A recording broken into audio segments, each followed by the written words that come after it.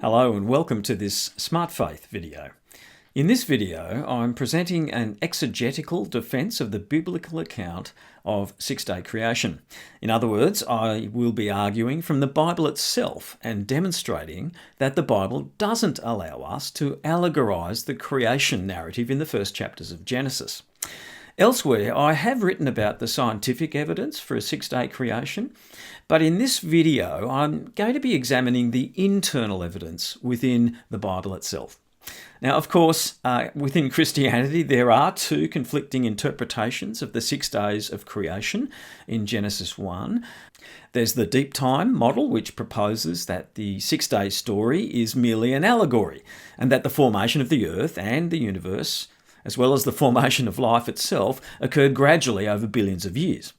And then there's the literal model, which interprets the 6 days of creation in Genesis 1 as 6 literal days. Now, those who hold to the deep time model do so in a variety of ways.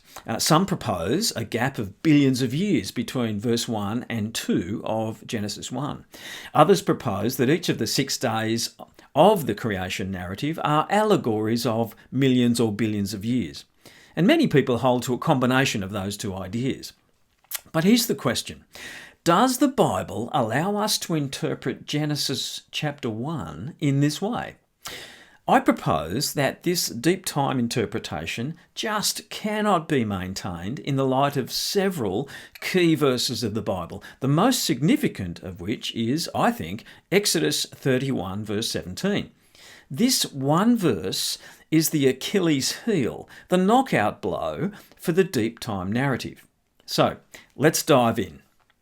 In Exodus 31:17, God says to Moses, "It will be a sign between me and the Israelites forever, for in 6 days the Lord made the heavens and the earth, and on the 7th day he rested and was refreshed."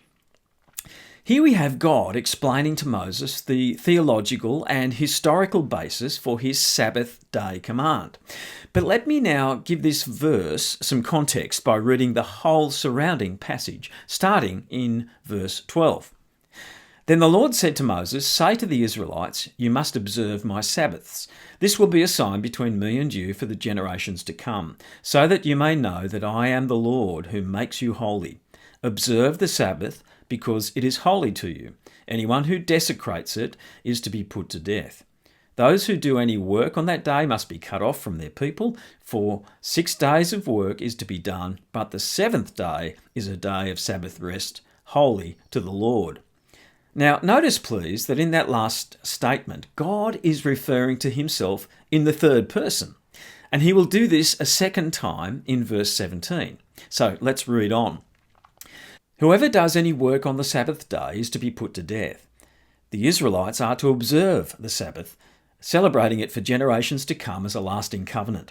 It will be a sign between me and the Israelites forever. For in 6 days the Lord," and here's the second occurrence of God referring to himself in the third person, "the Lord made the heavens and the earth, and on the 7th day he rested and was refreshed." When the Lord finished speaking to Moses on Mount Sinai, he gave him the 2 tablets of the covenant law, the tablets of stone inscribed by the finger of God. Now here's the key point. This whole passage, including verse 17, is God speaking to Moses.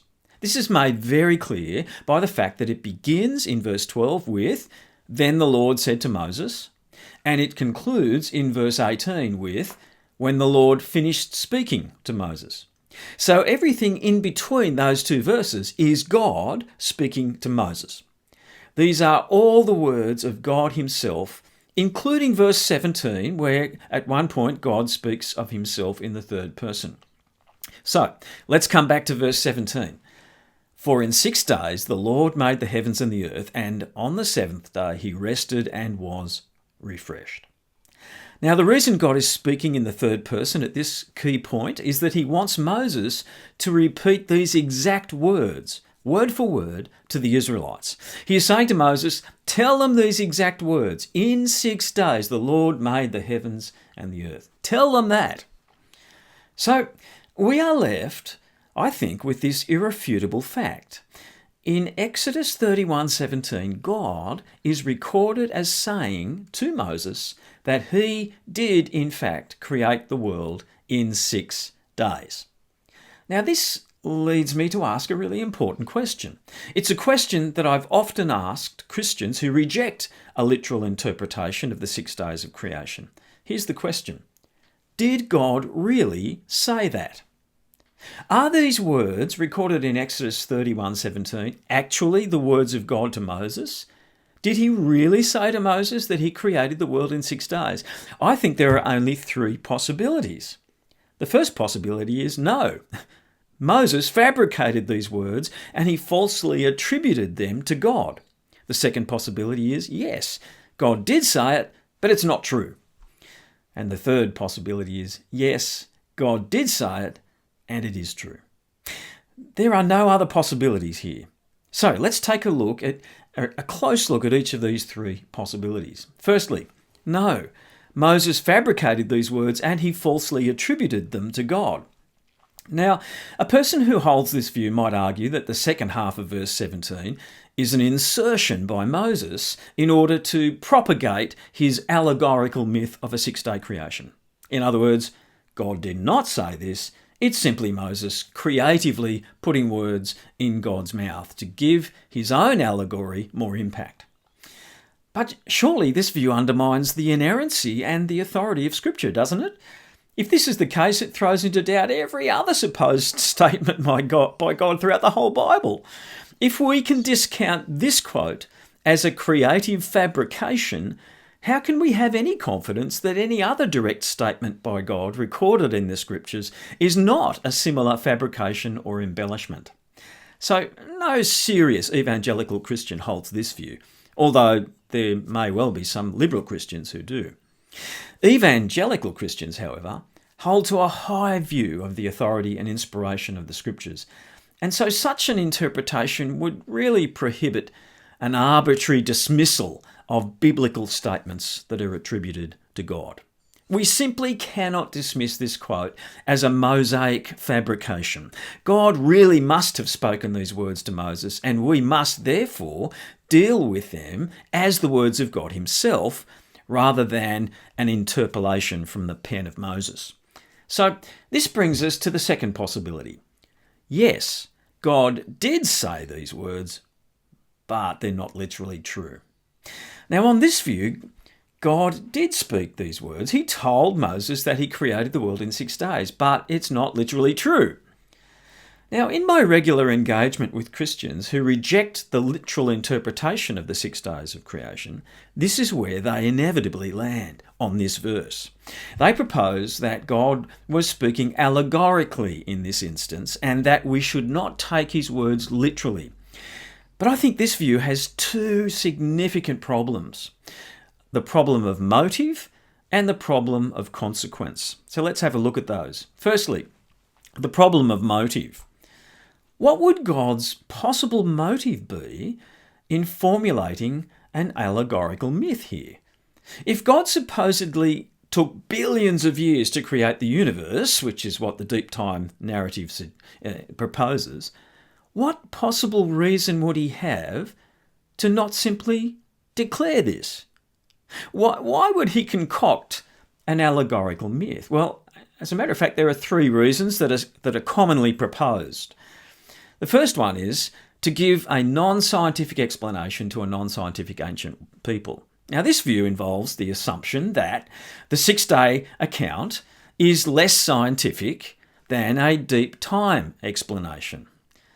But surely a statement about God taking billions of years to create the universe would be equally unscientific, wouldn't it? Because whether he took 14.5 billion years or 6 days, both possible explanations involve God speaking the universe into existence miraculously from nothing. Both alternatives are equally non-scientific because God's means of creation was miraculous, irrespective of how long he took to complete the task. So I don't believe that explanation holds any water at all. The second possible motive is that God created this allegory to give a simpler account to a simple ancient people. Now, this follows on from the previous point, but it adds a further nuance to the argument. Now, on this view, God needed to simplify the explanation of creation to make it easier for people to understand and believe. But this doesn't make any sense either.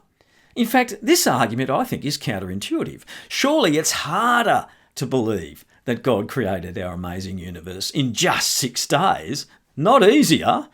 Given how vast and complex the universe is, it would be totally understandable, wouldn't it, if God took billions of years to create it? If that were the case, all God would need to have said to the Israelites and to Moses would be, "I took a very long time to create our vast universe, which is so incredibly complex." And those ancient people would have completely understood. In fact, a 6-day creation narrative, I think, is much harder to understand and harder to believe, isn't it? Not easier. And this is evident today by the huge number of people who have difficulty believing it. A supposed 6-day creation myth is not easier to understand or believe. Furthermore, I might point this out, nowhere else in the scriptures do we find God modifying his explanation of his miracles to make it easier for people to understand and believe. God's approach throughout the entire Bible is not to water down his greatness or obfuscate the truth about himself by concocting a myth.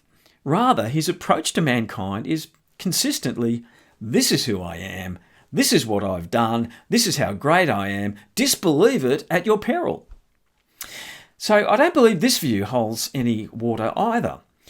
Which brings us to the third possibility, that God fabricated this myth to engage with the false creation myths in the surrounding cultures.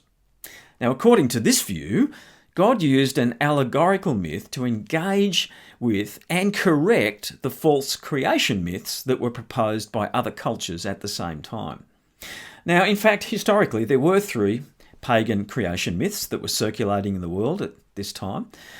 There was the Babylonian myth, which proposed that the world arose from a conflict between 2 gods, Marduk and Tiamat, who emerged from the primordial waters of chaos and fought each other. Tiamat was defeated and her body was split in 2, forming the heavens and the earth, with mankind being formed from her blood. Then there's the Egyptian myth, which proposed that the god Ra emerged from the primordial waters and created other gods who represented air, water, sky and earth, and these secondary gods then created each of these elements. And then there's the Canaanite mythology, which proposed that the world arose from a cosmic struggle between 2 gods, Baal and Yam, the sea god, with creation coming into existence when Yam was ultimately defeated and the sea was driven back to form dry land. Now, some deep-time creationists today argue that God invented his creation myth as a polemic to engage with these pagan myths. They point to parallels between the biblical creation story and the pagan myths, such as the separation of sea and sky, the separation of land and sea. It's argued that God fashioned his own myth to correct these false narratives of the surrounding cultures and help his own people to understand the truth. But, once again, I believe this argument is completely counterintuitive. Why would God correct myths that were not true by fabricating another myth that is also not true?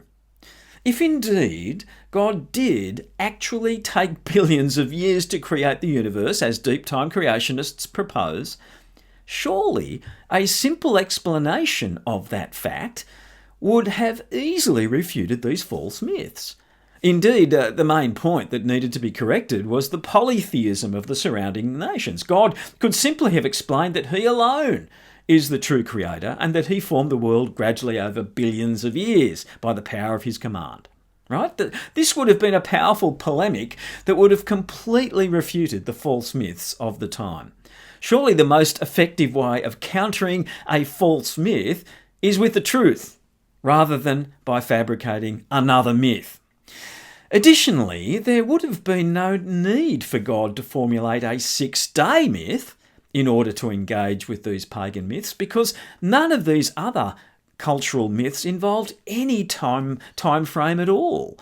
There was no sequentially structured period of time in these other myths.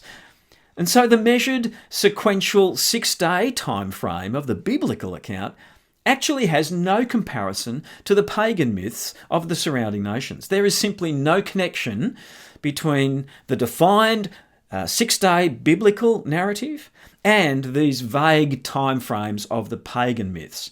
And so this argument, I think, completely fails. This then is the problem of motive. There appears to be no logical reason for God to have fabricated a 6-day creation myth if it wasn't literally true. So each of these 3 reasons proposed by deep time creationists is, in my opinion, counterintuitive and really defies common sense and clear logic. But this is only the first major area of problem with the view that God spoke words that are not true. As well as the problem of motive, there is also the problem of consequence. Let's have a look at that now. If God's self-declared 6-day creation story is not literally true, then God becomes the perpetrator of confusion and error. Millions of people, billions of people are left believing something that isn't true. In fact, it isn't even remotely true, is it, if God took billions of years to form the universe?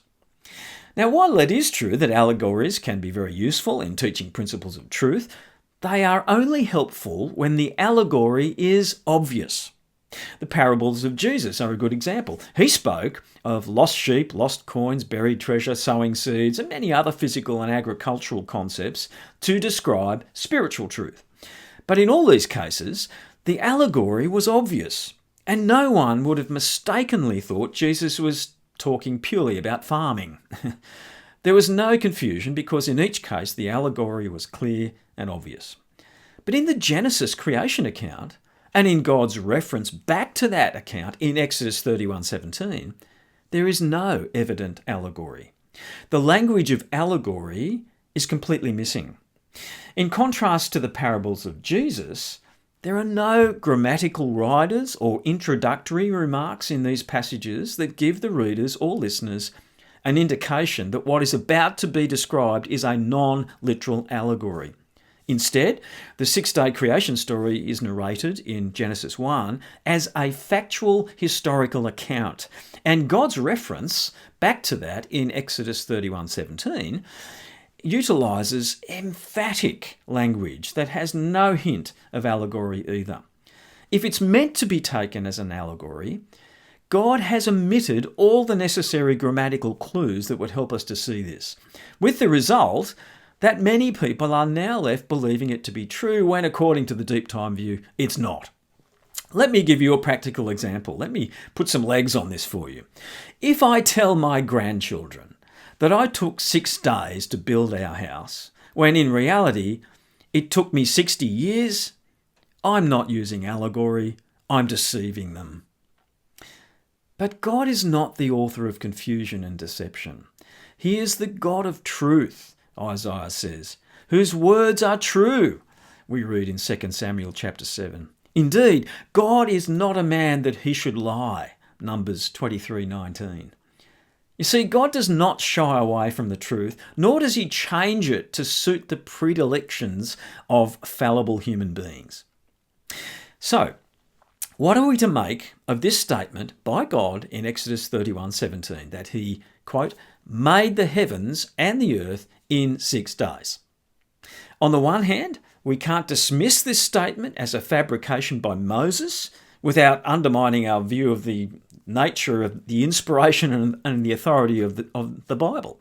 On the other hand, neither can we interpret it as an allegory because to do so defies any logical motive, makes God the author of confusion and falsehood, and is also without any of the usual literary and grammatical markers of obvious allegory.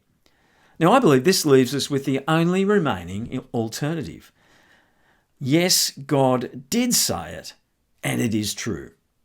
Now, this is the position I hold. In fact, I argue that if all you had was the Bible, that if there were no other voices speaking into your life which were promoting an alternate deep time view of the universe, you would never read Genesis 1 and Exodus 31:17 and interpret these passages as allegorical. They read as literal historical narrative. Exodus 31:17 in particular, where God specifically states that he made the heavens and the earth in 6 days, cannot be interpreted in any other way than literally.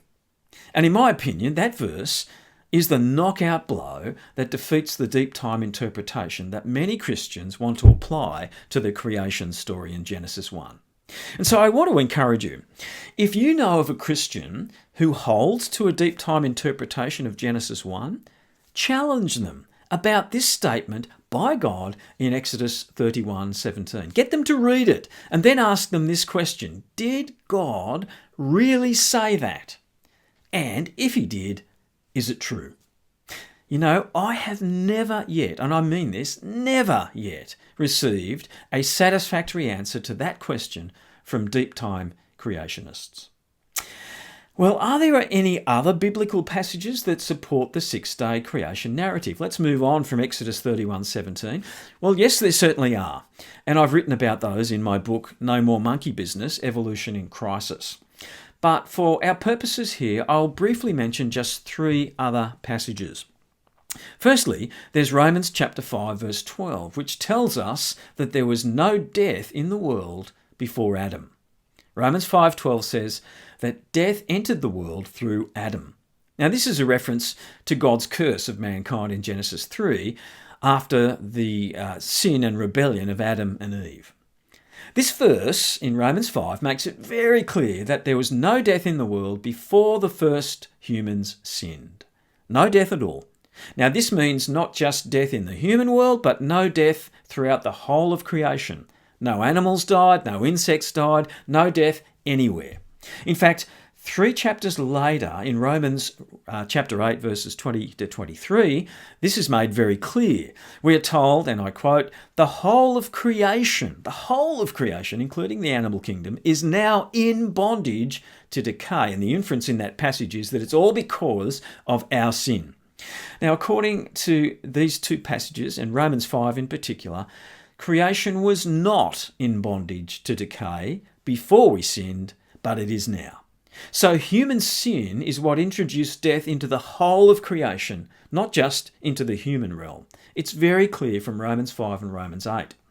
Now, of course, this directly contradicts the evolutionary deep time narrative, which proposes that the appearance of humans on the scene was preceded by billions and billions of years of death and decay in the animal world. Individual animals and whole species were living and dying and becoming extinct for millions and billions of years before mankind arrived, according to the deep time narrative.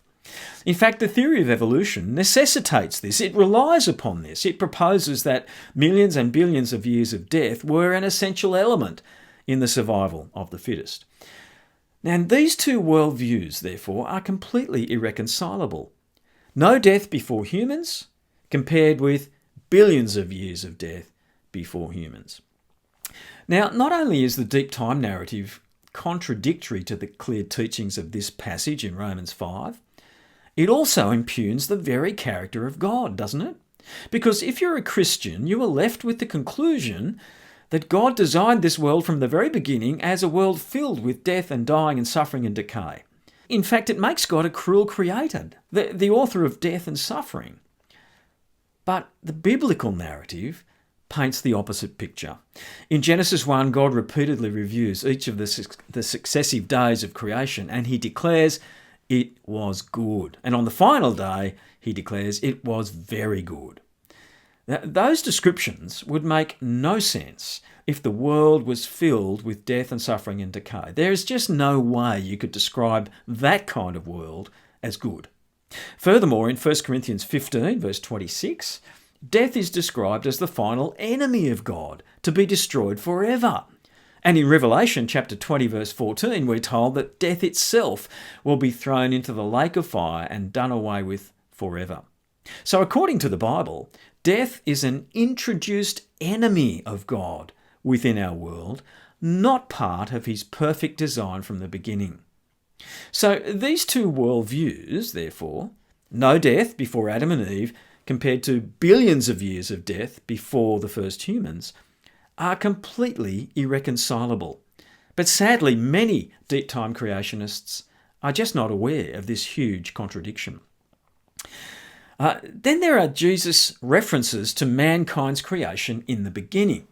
The second passage I'll briefly touch on here in these other passages is Matthew 19 verse 4. In response to a question from the Pharisees about divorce, Jesus replies, "Haven't you read that in the beginning the Creator made them male and female?"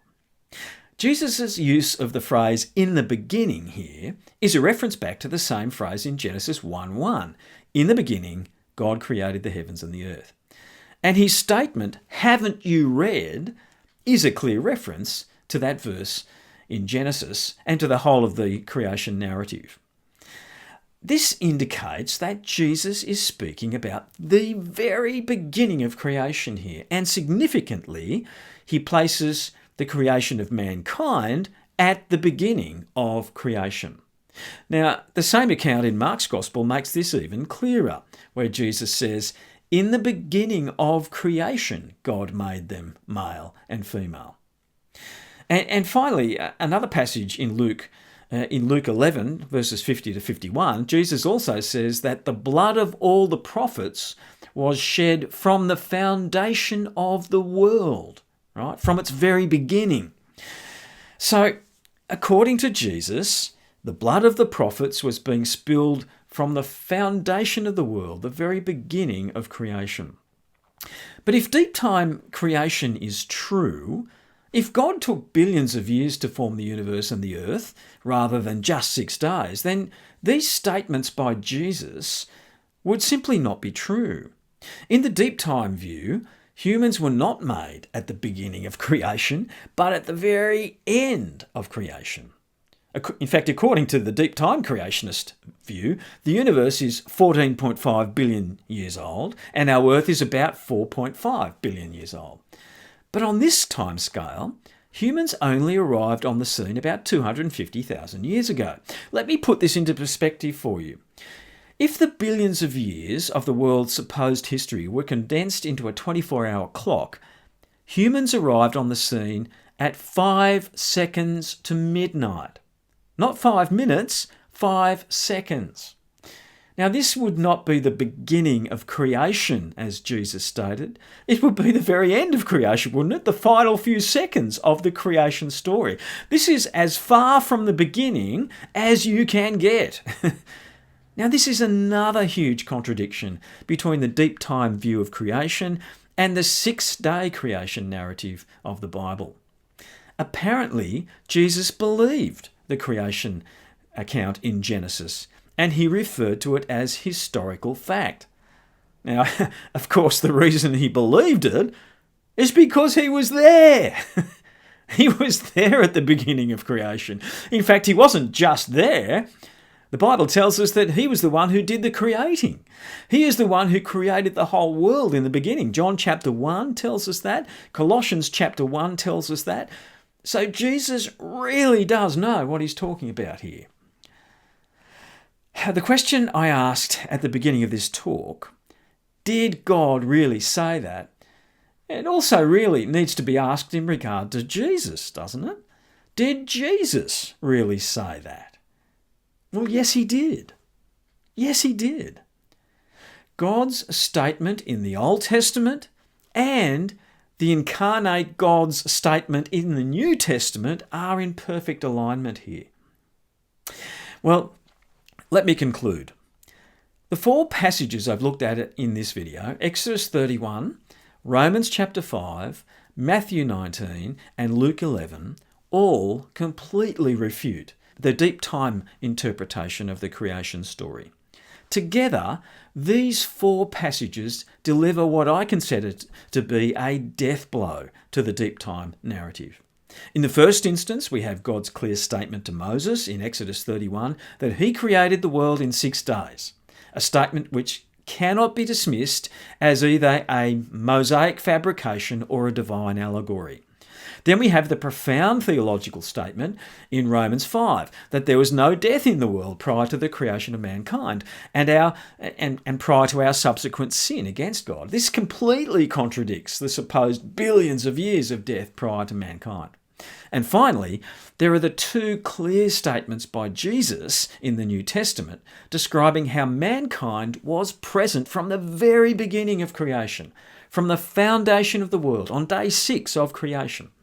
According to Jesus, we were not late arrivals after billions of years. We were present from the very beginning. And Jesus ought to know because he was there in the beginning as the one who did the creating. A lot of Christians think they can accommodate billions of years into the Bible without any problems. But they just haven't engaged thoughtfully with these scriptures. The Bible doesn't allow for billions of years. It just doesn't. Scripture completely contradicts that viewpoint. Now, of course, if the world was created in just 6 days, this does have implications, doesn't it, for the age of the earth? If the supposed billions of years never happened, then our world must be vastly younger than we've been led to believe. Well, I believe that is the case. And in some of my writing, I've highlighted some of the scientific evidence for a young Earth and a young universe, including a scientific solution to the starlight problem, the light from the stars that are supposedly billions of light years distant. Now, you can check out a whole lot more info about this and many other topics on my website, smartfaith.net. You might also want to check out some of my books, including No More Monkey Business, Evolution in Crisis, and 7 Reasons to Believe, which are also available through my website and also on Amazon. Well, let me finish with this thought. In the end, the question is not which viewpoint we prefer or which narrative best fits with our preconceived assumptions. I think the ultimate question we must all ask, surely, is whether we will believe the one who was there in the beginning. Do you place your faith in scientists who weren't there in the beginning, or will you trust the words of the God who was?